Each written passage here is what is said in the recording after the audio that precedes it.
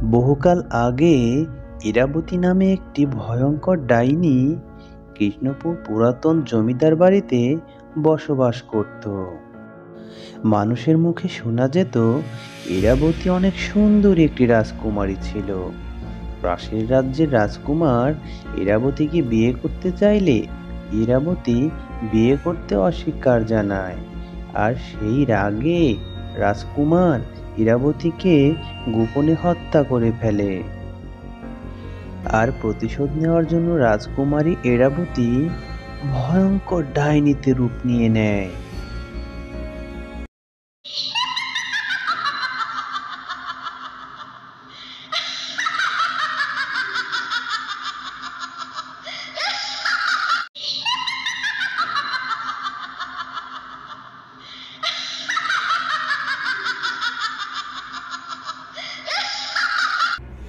আমি কাউকেই ছাড়ব না। যারা আমাকে হত্যা করেছিল সবাইকেই মেরে ফেলবো আমি।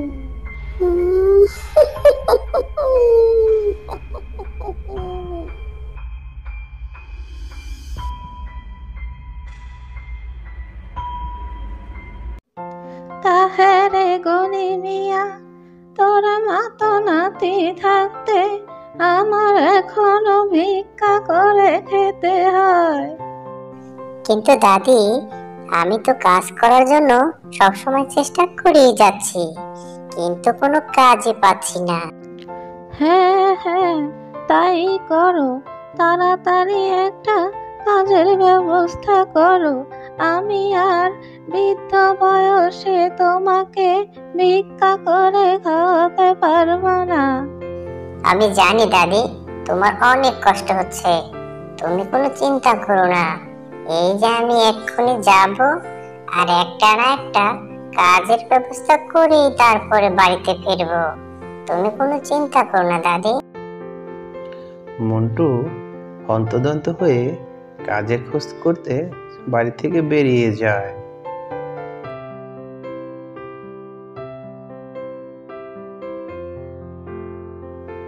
তা কি হে গনি মিয়া, এত হন্তদন্ত হয়ে এই সকালবেলা কোথায় ছুটে চলেছ? আবুল ভাই, যাচ্ছিলাম তো একটা কাজের জন্য। ও, এই ব্যাপার। তা কাজ করার কি দরকার? তোমার মায়ের মতো তুমিও তো ভিক্ষা করতে পারো, তাহলেই তো আর কোনো কাজ করা লাগে না। যাও যাও, মায়ের মতো ভিক্ষা করো গিয়ে। না না ভাই, আমি ভিক্ষা করতে চাই না। আর বাজারে তো তোমার অনেকগুলো দোকান, দয়া করে আমাকে একটা দোকানে কাজ দাও ভাই। আমি তোমার দোকানে কাজ করে সৎভাবে জীবন চালাতে চাই। আরে যাও যাও, আমার কাছে কোনো কাজ নেই, অন্য কোথাও গিয়ে চেষ্টা করো, যাও।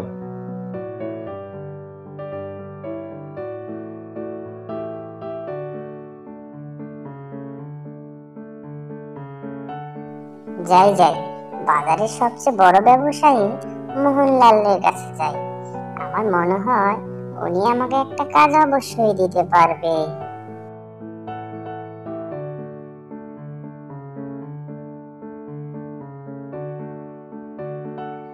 কি হে গনি মিয়া, সকাল সকাল আমার কাছে কি জন্য এসেছো? আমি আগেই বলে দিচ্ছি, বাকিতে কিন্তু কোনো কিছু দিতে পারবো না। না না হুজুর, আমি বাকিতে কোনো কিছু নিতে আসিনি। আসলে আমি এসেছি একটা কাজের জন্য। দেখো গনি মিয়া, ব্যবসা বাণিজ্য আমার খুব একটা ভালো যাচ্ছে না। আর এমনিতেই আমার দোকানে আমি কোনো কর্মচারী রাখি না। তুমি অন্য কোথাও গিয়ে চেষ্টা করো, যাও আমার দোকান থেকে। হুজুর, আমাকে এভাবে তাড়িয়ে দেবেন না। আমি আর আমার দাদি আজ সারাদিন কিচ্ছু খাইনি। যদি একটা কাজ দিতেন তাহলে আমার খুব উপকার হতো। ওহ, অযথা বিরক্ত করো না তো, যাও তো আমার দোকান থেকে। কই থেকে আসে যে এরা যত সব।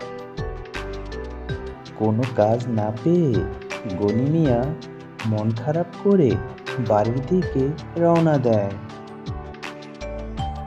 দাদি, ও দাদি, দাদি কোথায় তুমি? একটু বাইরে আসো। তা কি রে হতচ্ছাড়া, এত ডাকাডাকি করছিস কেন? কোনো কাজের ব্যবস্থা করতে পারলি? ও দাদি, সারাদিন অনেক ঘোরাঘুরি করেছি, পেটে অনেক ক্ষুধা লেগেছে, কিছু খেতে দাও না দাদি। না না, আগে কাজের ব্যবস্থা করবি, তারপরে খেতে আসবি। ধুর বাবা, আমি এই বাড়িতেই আর থাকবো না, চলে যাব যেদিকে দু চোখ যায়। আমার সাথে কেউই ভালো ব্যবহার করে না, যাব আর কখনো ফিরে আসবো না তোমার কাছে দাদি।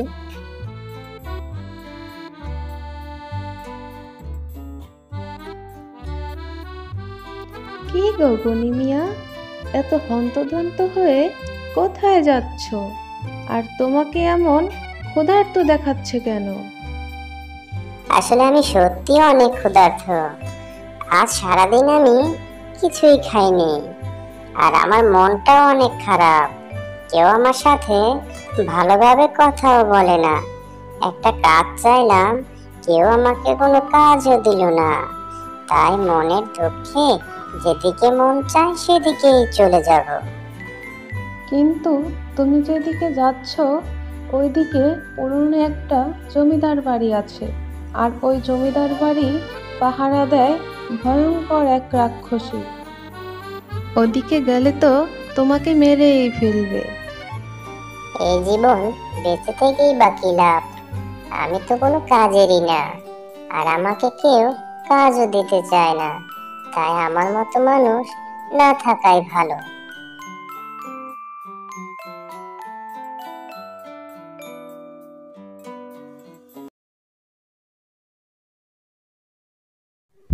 ওরে বাবা, এদিকে কোথায় আসলাম?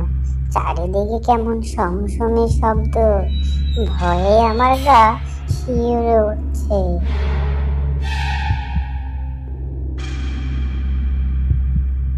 কত বড় একটা জমিদার বাড়ি!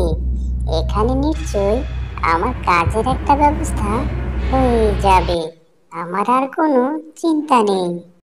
এরপর হঠাৎ করে সবকিছু অন্ধকার হয়ে আসে, আকাশে জোরে জোরে বিদ্যুৎ চমকাতে থাকে। গনি মিয়া প্রচণ্ড ভয় পায়, আর ভয় পেয়ে সে নিস্তব্ধ হয়ে যায়। হঠাৎ করে প্রচণ্ড ঝড় আর বিদ্যুৎ চমকানো থেমে যায়, আর দূর থেকে একটি মেয়ের কান্নার শব্দ ভেসে আসে।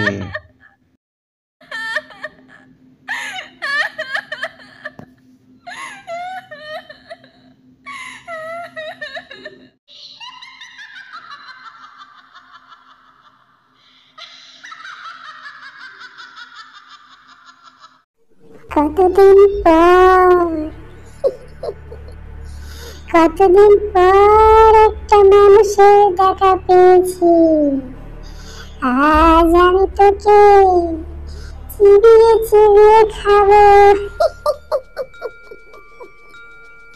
ওরে বাবারে, ওরে বাবারে, ওরে বাবারে, আমাকে ছেড়ে দাও, আমাকে মেরো না, দয়া করে আমাকে ছেড়ে দাও। আমি কখনো আর কোনোদিন এই দিকে আসবো না, দয়া করে আমাকে যেতে দাও। আগে তোর নরম নরম হাড্ডি মাংস খাবো, তারপর তোকে ছাড়বো।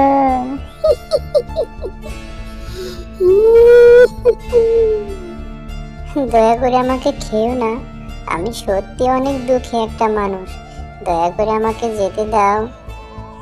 তা কিসের এত দুঃখ তোর?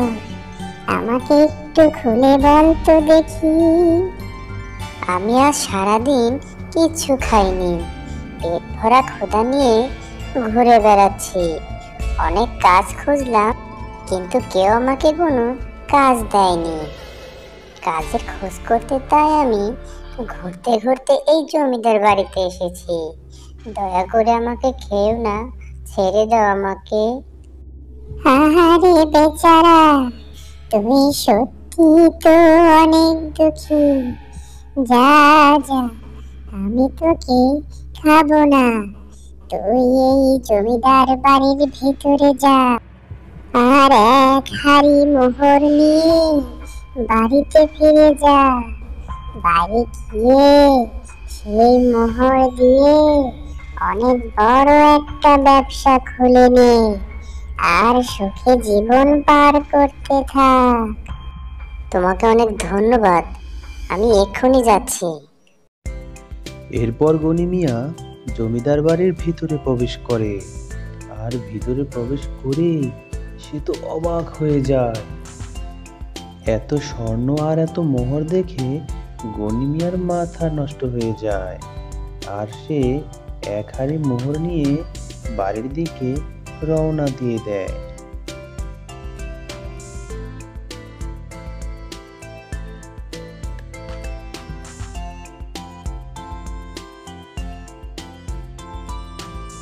বাড়িতে ফিরে গনি মিয়া তার দাদিকে সমস্ত ঘটনা খুলে বলে, আর সেই মোহরগুলো দিয়ে অনেক বিশাল একটা অট্টালিকা বানিয়ে নেয়।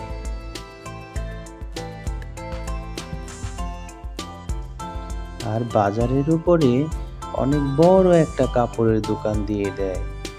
এভাবে তারা অনেক সুখে শান্তিতে জীবন যাপন করতে থাকে।